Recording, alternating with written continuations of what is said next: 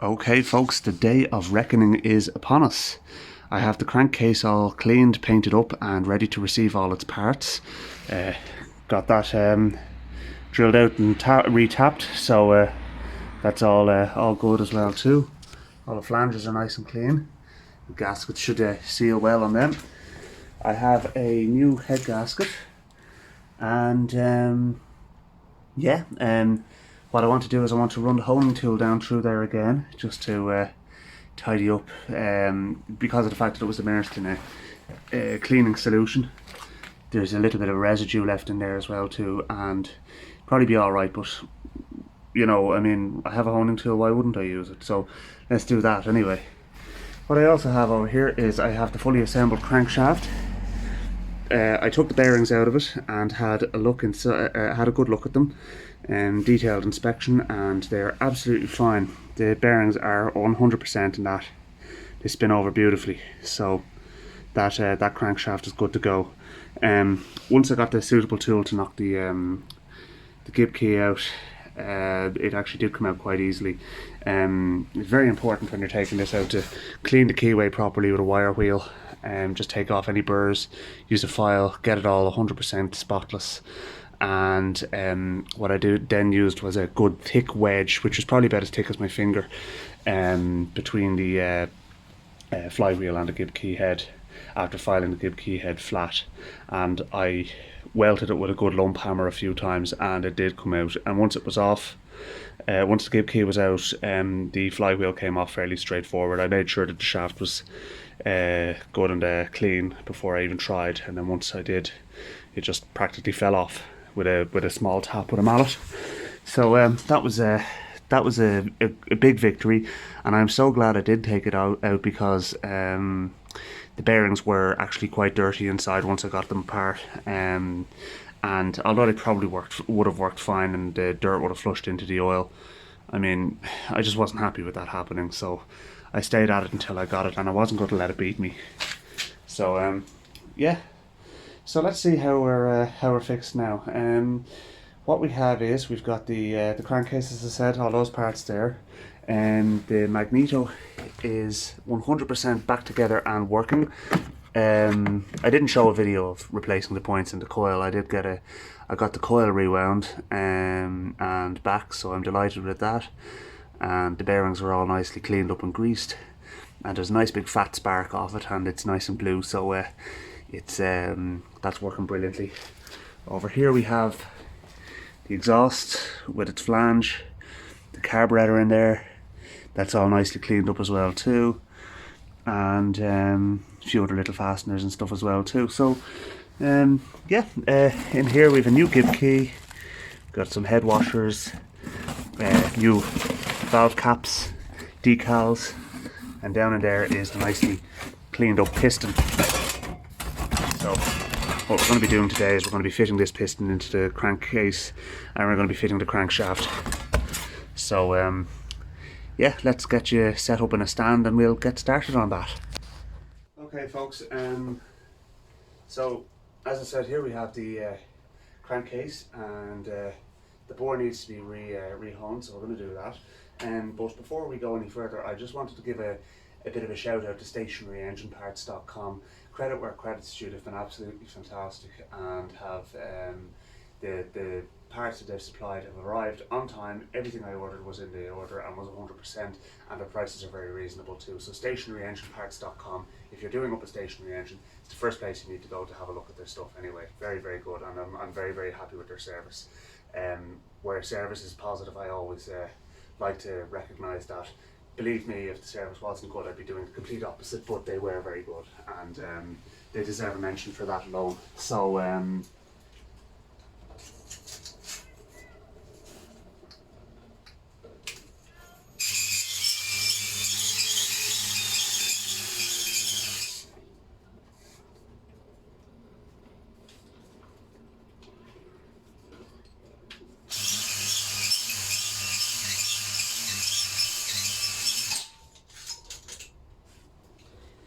battery change time. I like Ryobi tools, I have to say. They are very good. I have an impact gun by them, and I have the battery drill, and I have to say, can't fault either of them. So the only thing is that I think the impact guns could probably benefit from a 5 amp hour battery if you're really to get the most out of it. But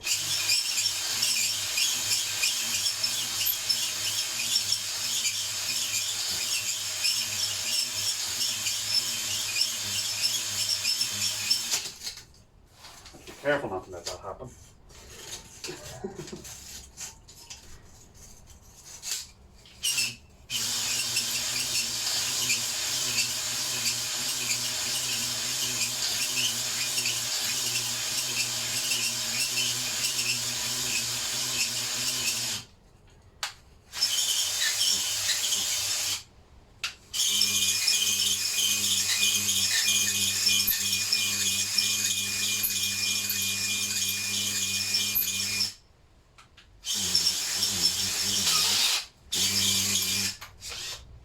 So that's what happens when you try and change from 1 to 2 when the drill is running. You just grind the gears.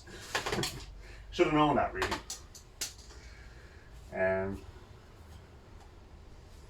Okay, so that's looking pretty good. And little scratches there where I think I pulled out the honing tool. So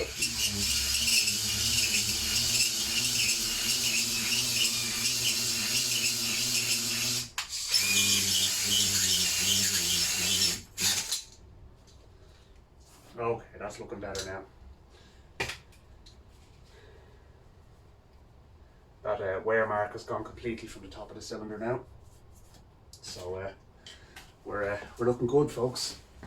So a little bit of electrical contact cleaner, which will take all of the gack off the inside.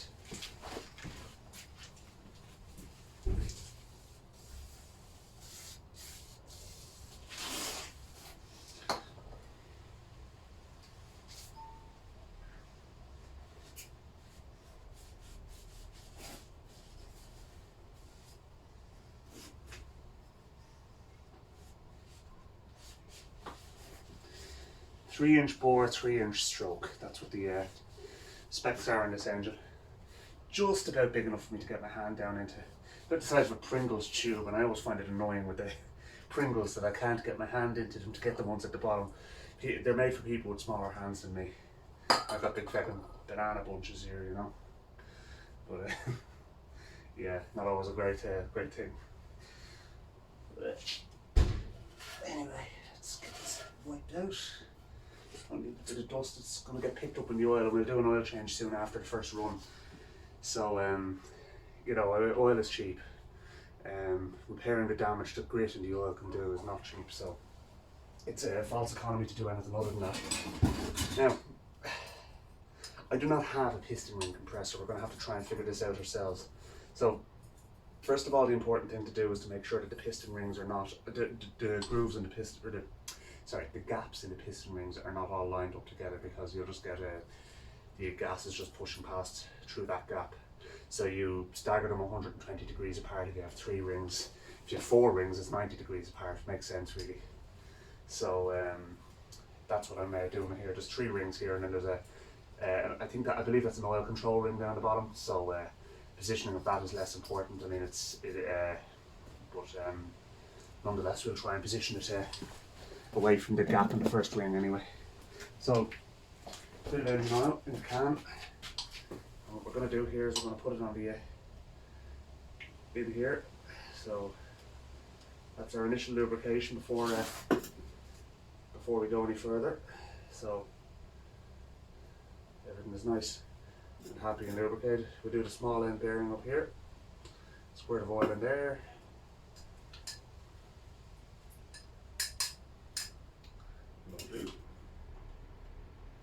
Same on the other side. Just work it left and right. That's going onto the gudgeon pin there. And the piston goes in like this. Now, we will be able to turn it when we put it in anyway, so that's not the biggest problem in the world. So let's see now, we're going to put, I'm not sure how this is going to work now, trying to get these piston rings in, but I think it should be alright. So that's the first one gone in, okay. So that's number 2 here. So this is, I put the first gap 180 degrees out. Okay, that's number 2 gone in, and 120 degrees around from that, a third of a turn basically for the uninitiated, because it's 3 rings, and the other one can go here. So push that down there, and then this one. Oh, lovely. Who needs a piston ring compressor? Oh, that's going to seal lovely, lads. Okay, so I'm really happy with that now. So what we'll do is, you can probably see in there, the con rod is just hanging down inside. Okay, so that's what we want. So what I'm going to do is now I'm going to lie the crankcase onto its back. It'll sit on the studs for the governor drive on the other side, which will be going in after this. But any paint I scratch, oh it's heavy, any paint I scratch will be touched up later. I will go around with a little artist brush and just repair any damaged paint. It's easy enough to do, you know. So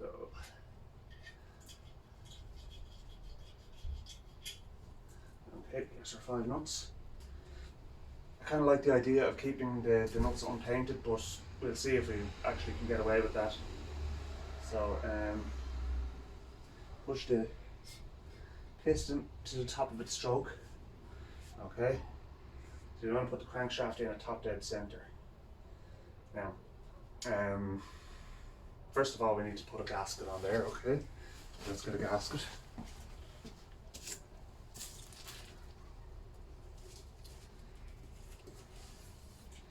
Okay, gasket. Drop that on.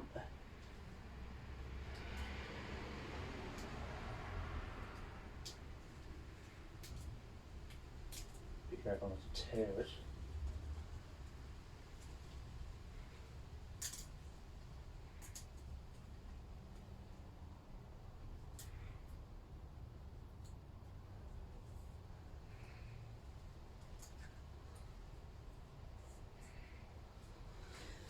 Okay, right, so that's that.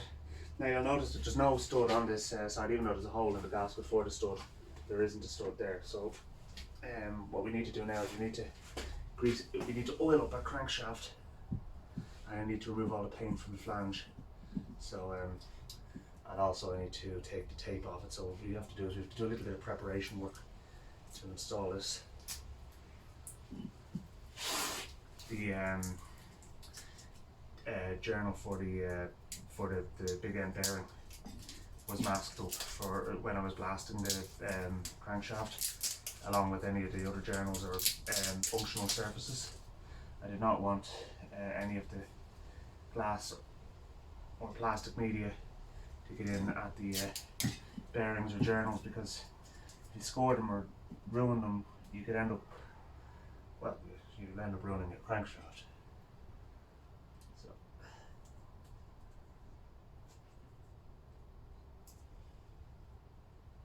it's PVC tape is actually what's over this, the beigey coloured stuff.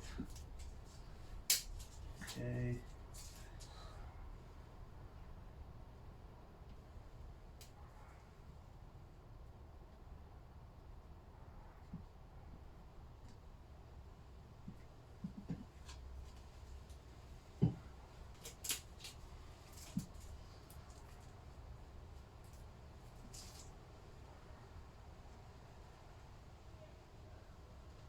Sounds like the dog is going bananas inside the house there for some reason or another.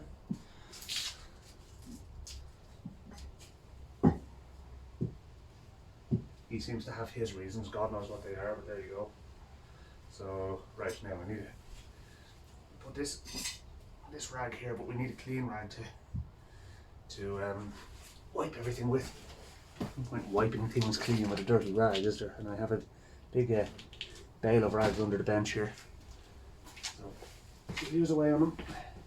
Usually you can buy a bag of rags in a motor factors for about Well, it's about €10, so you know, whatever it is in your own currency, but it's not going to be far off that, I wouldn't imagine.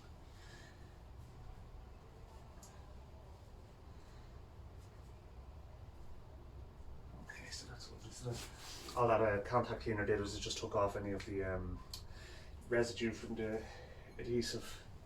I had already cleaned that, but we just need to get a blade just to scrape off the paint from the sealing surface on the crankshaft. So stand it up there.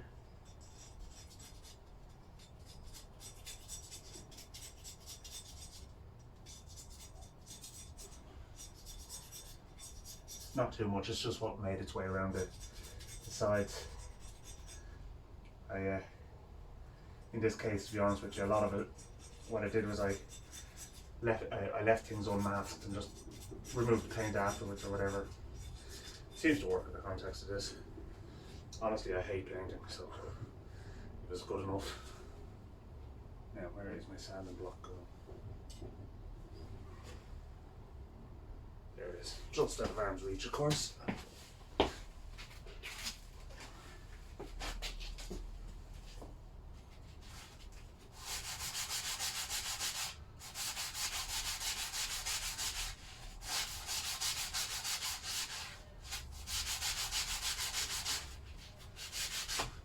These spongy sanding blocks are great for kind of getting into grooves.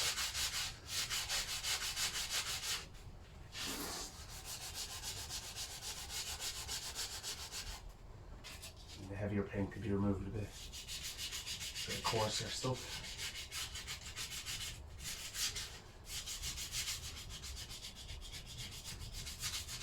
We're not going to be performing surgery on it, but you know, the cleaner you can get it, the better.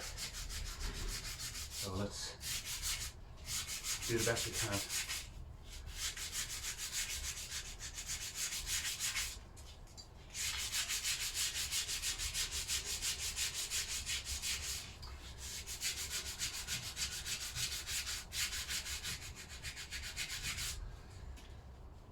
If this gasket leaks, you'll end up with an oil leak, and you don't really want an oil leak on your freshly videoed engine.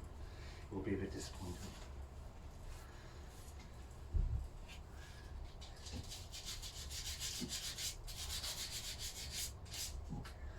Okay, lastly, a bit of oil on the bearings.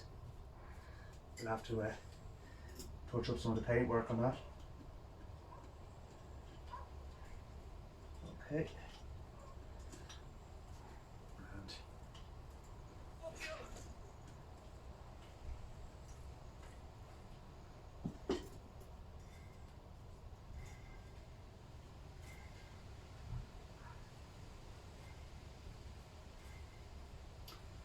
It's spinning beautifully. Okay, I'm really happy with that now. Lastly, put a bit of oil in there.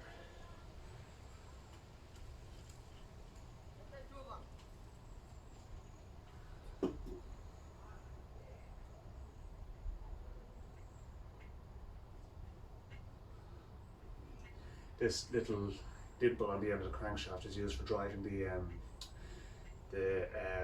camshaft and the governor drive mechanism and bevel drive gear, so it's kind of important as well.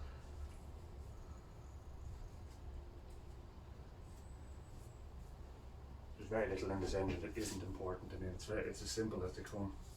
Right, so last thing is put the crankshaft in.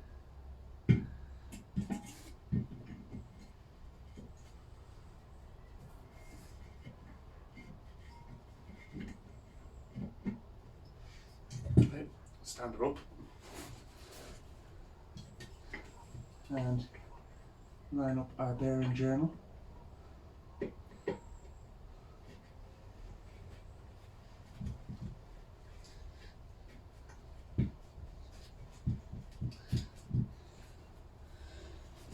It doesn't want to go in if it's not absolutely square, which is understandable. There's very little clearance here, you know, so just take your time, wiggle it in, and it'll go.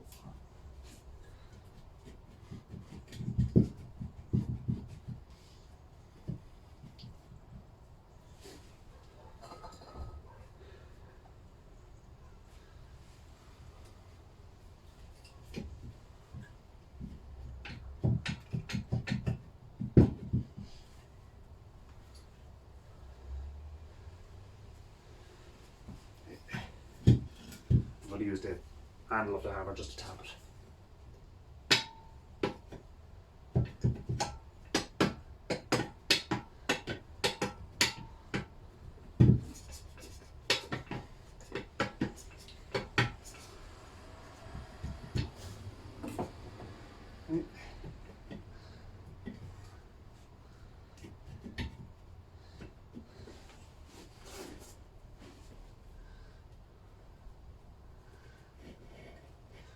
Just have to turn the crankshaft around now to line it all back up, because the forward face isn't actually in the right position. Now,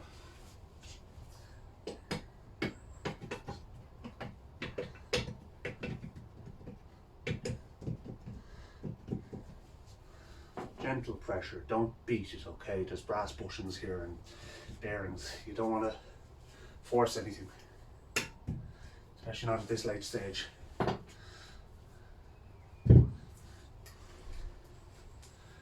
What we're going to do now is we're going to use our nuts to pull it the last way, and we're going to pull it square. We're not going to just try and drive it home with one nut.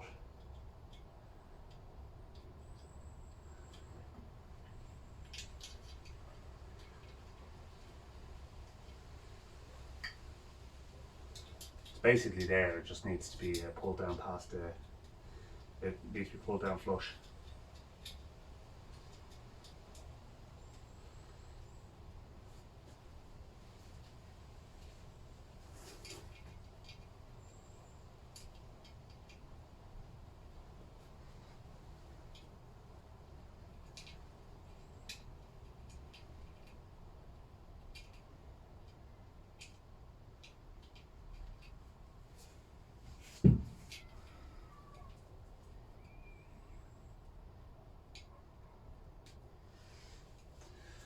Okay, so that's that. We got a ratchet and tighten them up. So we're going to go here and then completely the opposite, and then here and completely the opposite here, and do it gradually. Okay, so there, it's just snug down now.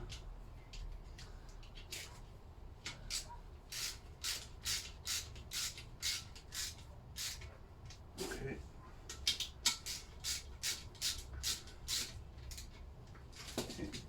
Just tap the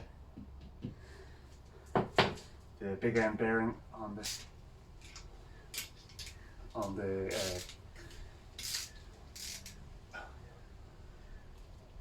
con rod. Jesus, the big end bearing on the con rod. Just tap it home and just make sure that it's run where it's good.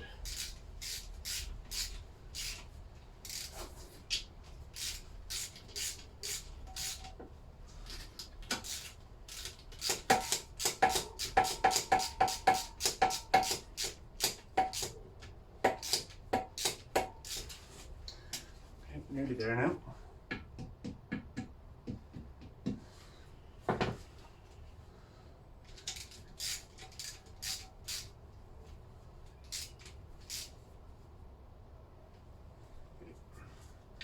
A light nip is all I've given that there now. We'll tighten it up properly now in a minute.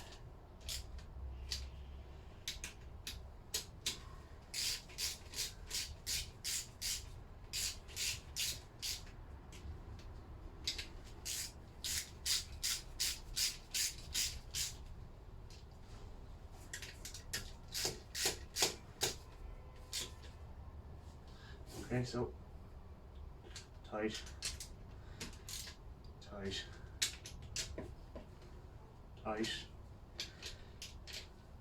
tight, and tight.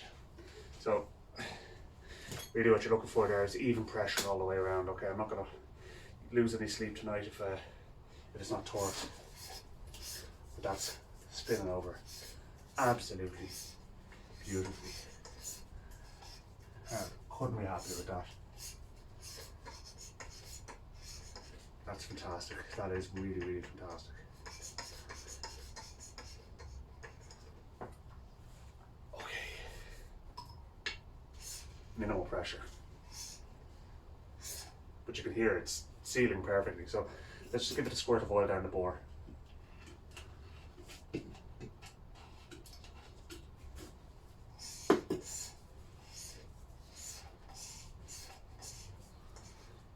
will of course burn off when you go and start the engine, you know.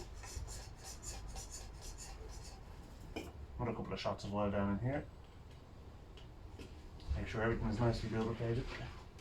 All this oil is just going to go into the crankcase anyway, which is where it's going to go one way or another.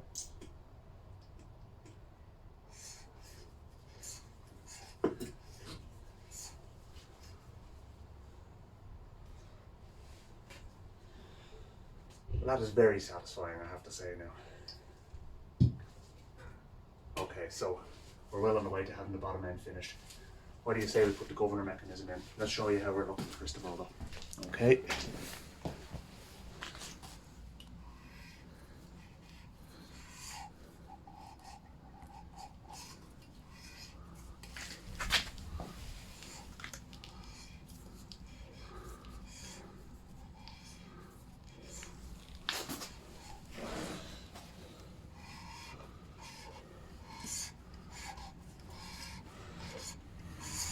And that's going to be flying around at a whopping 700 RPM. Can you believe it? Thing of beauty. Now, there we go. So let's get the governor mechanism put in.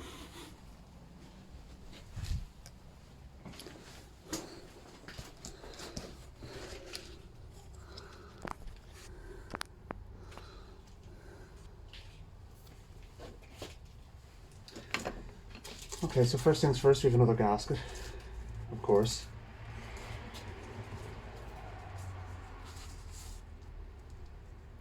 So,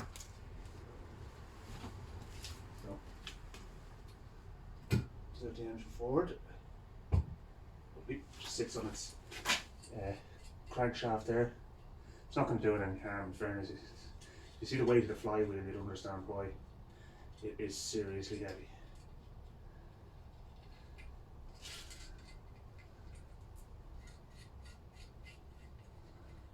Not much involved in putting this in, so far as I can tell. Literally, it's just a case of putting it on and bolting it home. And make sure everything's lubricated.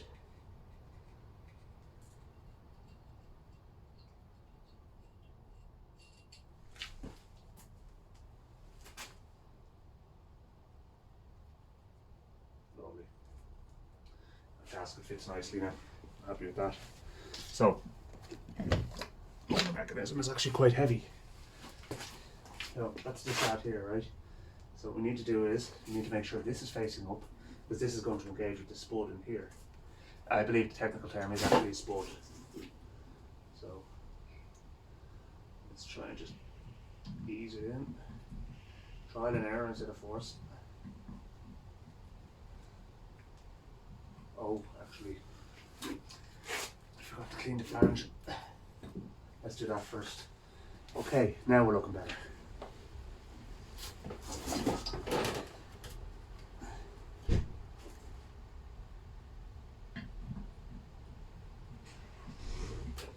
There we go. A couple of nuts just to hold it in place.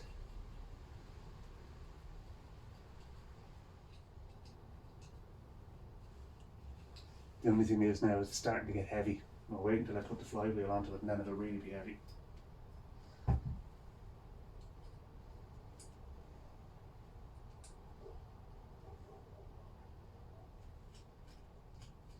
They really took it literally when they call these stationary engines. They did not want you to move them. Hence why they make them so bloody heavy. To be honest with you, it's the one thing I don't like about it. I mean, 135 kilos for an engine that weighs 1.5 horsepower. A windmill has a better power to weight ratio. The only 12mm spanner I have that I can find is crap, but it'll do.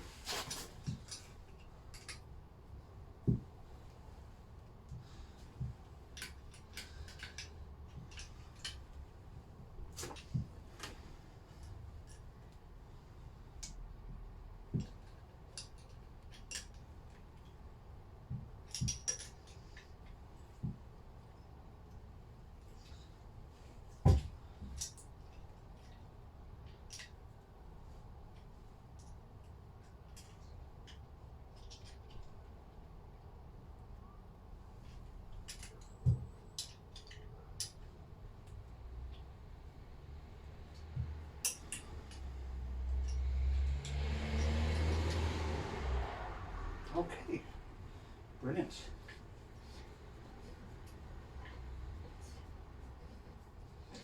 So that's all turning lovely. Let's stick the crank in it and see how it turns over. It's definitely the first time this has been in for a while. Beautiful. The only squeaking is the handle of the crank. So, yeah. Hang on a second.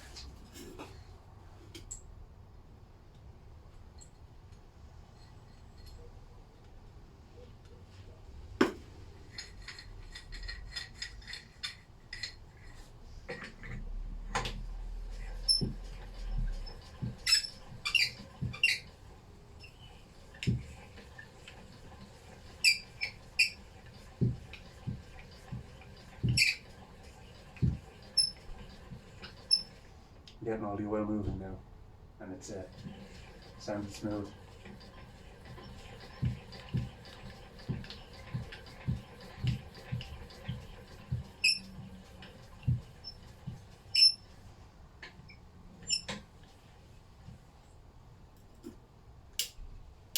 Put a bit of oil in this.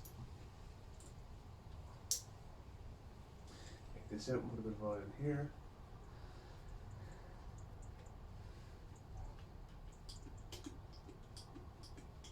Put a few squirts in there.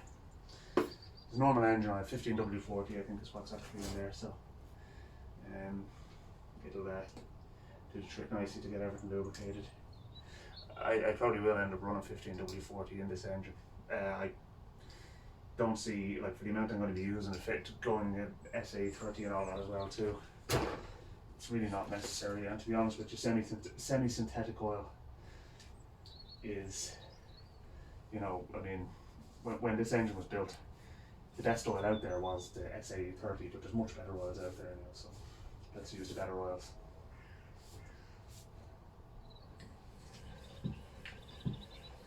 Beautiful. Really happy with that. So that's the bottom end of the engine built, folks. Next, basically, what we need to do is we need to put the finish putting the head together. And I have to put my hand up and say I made a mistake. I put the inlet valve in the exhaust port and vice versa. I made the assumption, although an educated assumption, I would have thought, that the thicker valve was the exhaust valve to take the heat, but actually it turns out that apparently the thicker valve is the inlet valve to help with swirling the mixture. I don't understand it, to be honest with you, but that's what I've been told, so we're going to switch them, relap them. I don't think I'll video it, it's kind of, you've seen that already and you know how it goes. And then we put the rocker, the push rods in, rocker shafts in, well, obviously we put the rocker shaft in after we put the head on, because if you have the rocker shaft in you won't be able to get at the head bolts. So yeah, we'll do that and and then we'll be able to do a compression test. I would when I bought this engine, we had compression of about 50-55 psi. I would expect to be up around 90s now, if not better. So let's see. I don't want to set too much of a target because I don't want to end up leading to disappointment. Ultimately, if it runs well, then I'm happy. So anyway, folks, look, thanks again for watching, and don't forget to like and subscribe, and hopefully it won't be too long before I give him my next installment. And to be honest with you, the way things are going with this, it shouldn't be long before I actually have it running. So I'm excited, and I hope you are too. Thanks very much.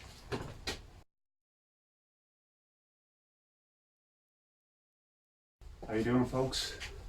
Well, it's a big day today in the progress of this engine. I am going to put the cylinder head on.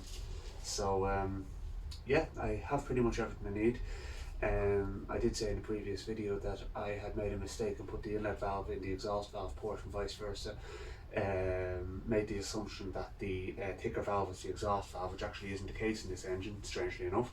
But I've put that right since and relapped the valves, so you didn't need to see me lapping the valves twice. I didn't bother filming it. So anyway, basically what we're going to do is we have a lovely new head gasket to go on first. So it's It's this lad here. Those of you who've been following this series will remember that the head gasket that came off is actually asbestos. This one obviously isn't, it's copper. So try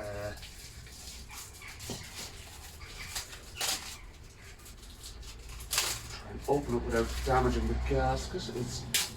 There we go. See, there's multiple layers of copper, or 2 layers of copper and fibre in between, so that goes on like this.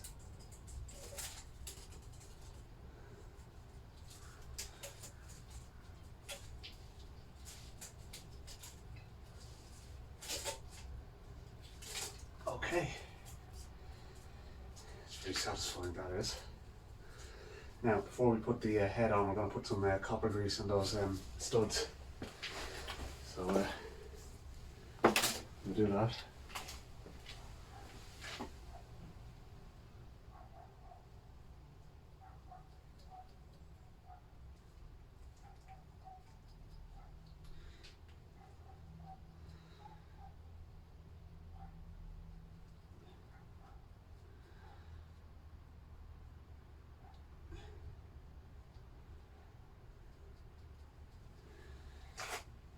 There was nowhere said what the torque is supposed to be definitively for the head bolts or head nuts even.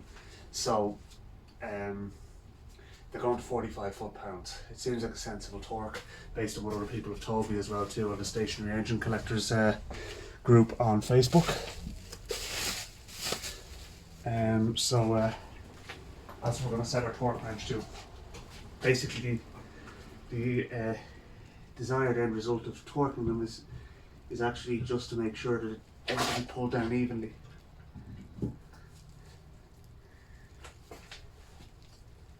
Now,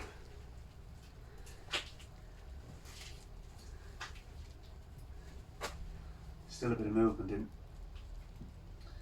I just want to try and make sure everything is squared up there against the block. So you can see there's a little bit of side to side movement. It all is looking good there anyway. So I've got new washers. Oh, one on the floor.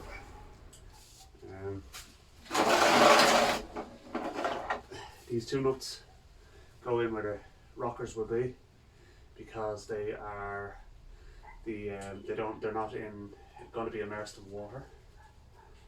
So put them in there. Copper grease will help everything go together nicely.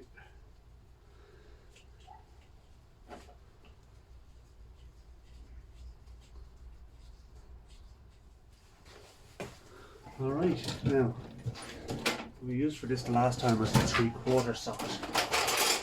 So I have just a thing here, no, that's 16.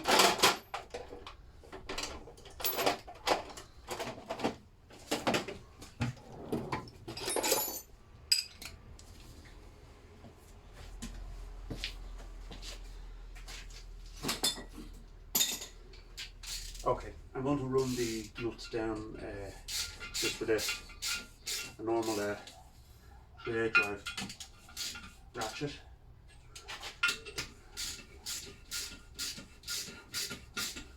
And then we'll put our final torque on then after.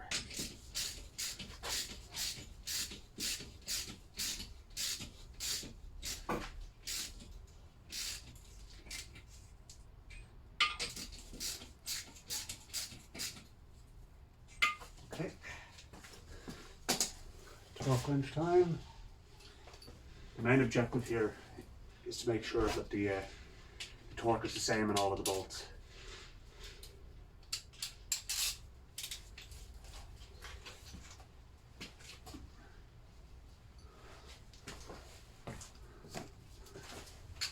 They keep the same bolts, I know they're nuts.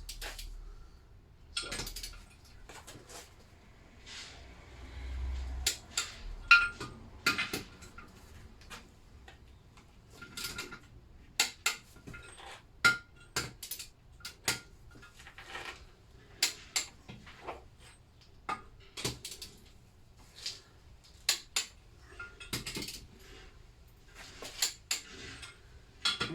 check again.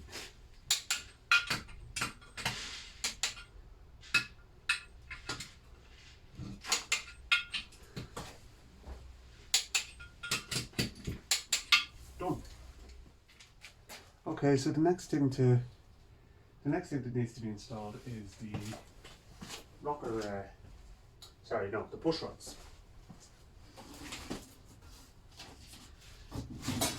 Push rods here.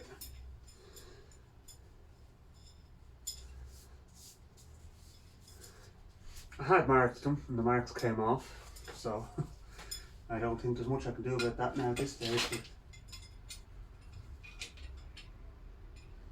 there's one in there now. There's the other one. Okay. So there's our push rods in. And next is our rocker shaft. Okay, so now that we have the push rods in, and the head is all torqued down and everything as well too, it's time to put in the rocker shaft. Now the rocker shaft, I cable tied it together in the right order. It's a little bit rusty actually over the space of time I've had it apart, but not to worry, it'll be covered in oil so it'll be fine. I'm not going to worry about it too much. The first thing we need to do though is we need to put our new valve caps on. The engine, when I took it apart, actually didn't have valve caps on it, so after doing a little bit of research I found that it is actually supposed to have them, so I bought some. And oh yeah, I brought a bench in amongst all the clutter. Big bee circling over my head. If you hear me swearing, I apologise in advance, but it's because the little bugger stung me.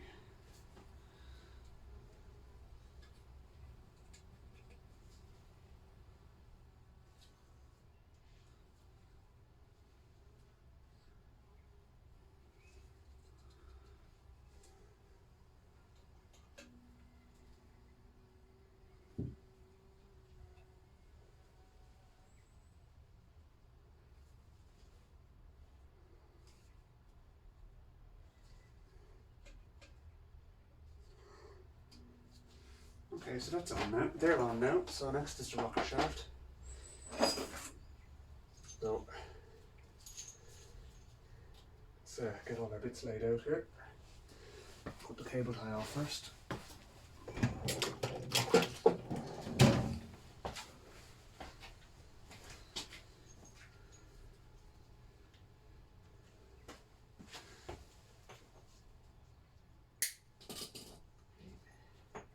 So number one is this. And our rocker shaft, or rocker even. That goes here. And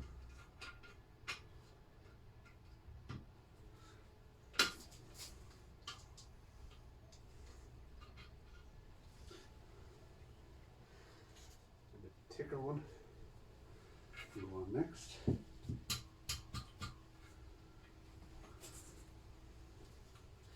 The next rocker.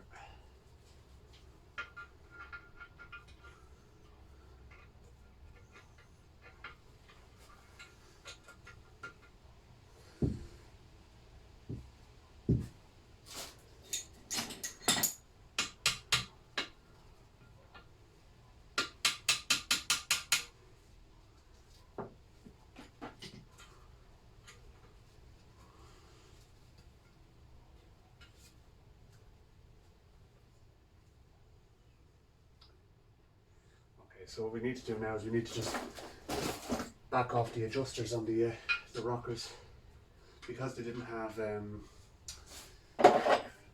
the keepers on them, or the valve latch caps on them before.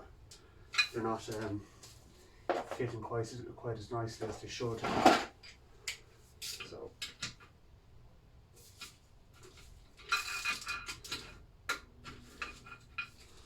they're loose. Back off our adjusters. Obviously we're going to have to adjust the valves anyway, so now that goes through much nicer now. And then the last lad is this.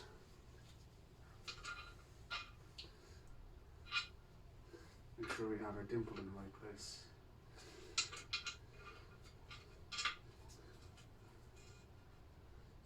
see it through the hole anyway. It's handy enough.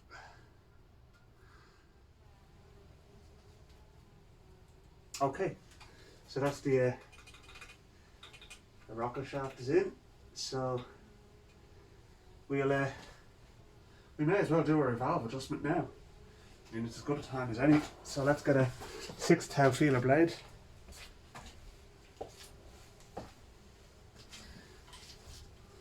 We need to get the engine to top dead centre, so both valves are closed. So that'll be so it needs to go 360 out. So perfect. Okay.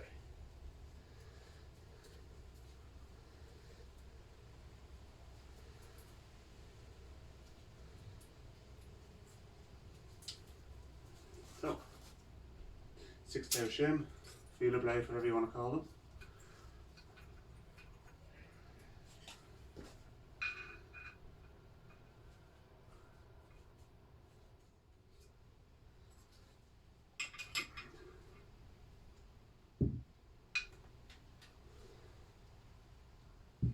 Alright, so there's our valves adjusted. So next we need to grease everything up. Now before I put the shaft in, I already filled it full of grease. It was a kind of a difficult task because my grease gun has got CD joint grease and I didn't really want to use that in this case. So put our greaser in anyway. I'm going to nip that up with a spanner now because that shouldn't need to come back out again. I should say that, and I'm sure there will be a reason for it to come back out. 12 does the trick nicely. There we go. Okay, so that's our greaser in. So you want to pump this full of grease.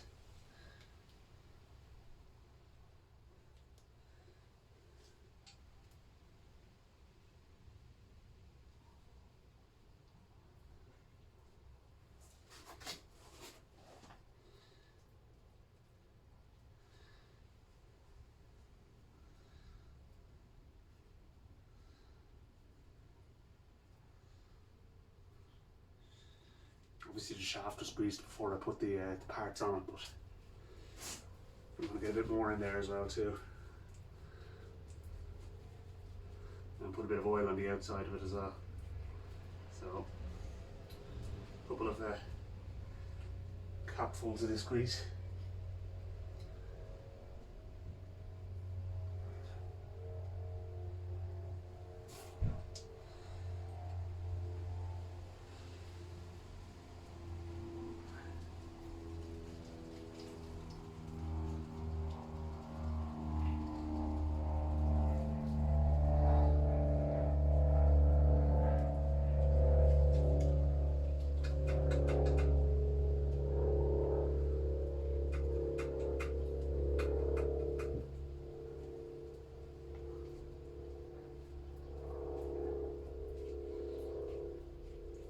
Okay, and we fill it up and we'll just screw it in a little bit now again.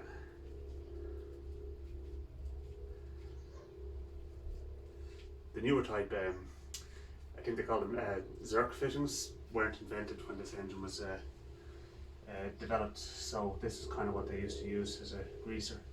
You just fill it up with grease and you screw it in, and as you screw it in you squeeze the grease out everywhere.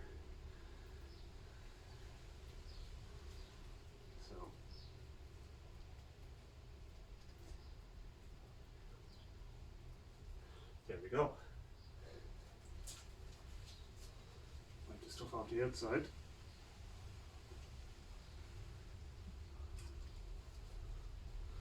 And get our oil can. A few shots of oil in here.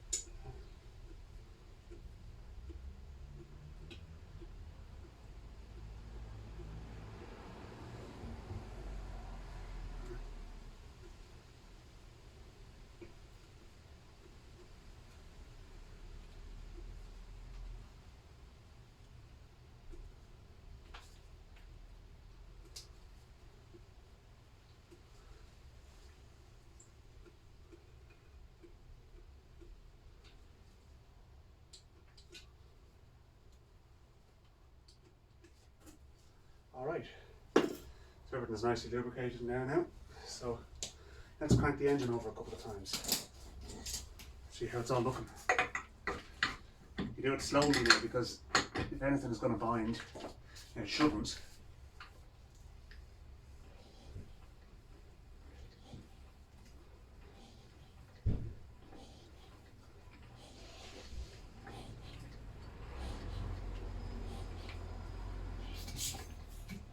Okay, and the last thing I want to do now at this point in time is to do a compression test.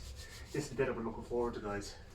I'll tell you the reason why is because this engine had crap compression when we started out, 55 psi, so I'm looking for about 90. So let's see how we get on. That's the compression tester. This is... It's going to be hard to spin it over without a flywheel on it to get the compression, so we'll do it again when the flywheel's on, but the paint is drying on it at the moment, so it's kind of hard to fit it with wet paint on, you know. Okay, let's see it.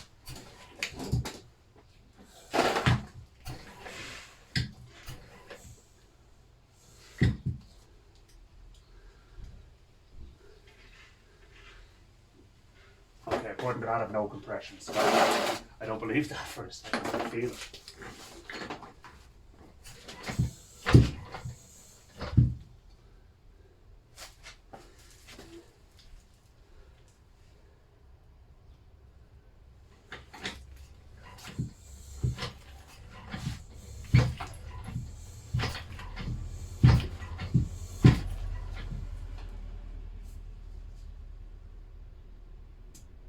Okay, I can't spin it fast enough to get compression on it, so we'll do it again after we have the flywheel on. Alright, so I suppose we can start putting on some of the little external bits now, actually.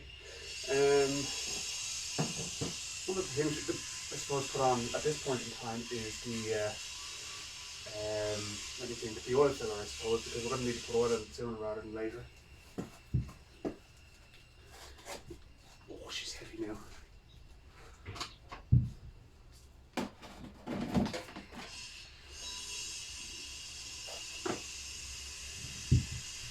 Put that access panel on as well too after a little while. So the oil filler is in a box somewhere. Nope, there it is there. Just need to clean up that surface. I have a new wing nut, the old wing nut was broken, so new wing nut to go onto it. So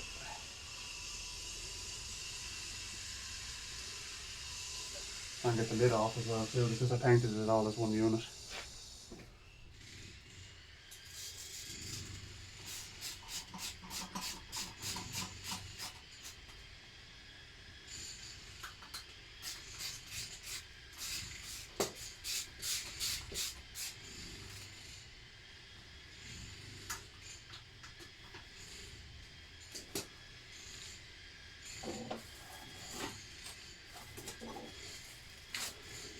Got a new wing nut for the oil filler because the old one had one of the wings broken off it. So I like those tiny, it does like those sort of little details, you know. So there we go. The oil filler on. So now the engine should technically be oil tight, obviously, except for this big hole here. I'm going to put the water drain tap on now. We've got a new one of them as well.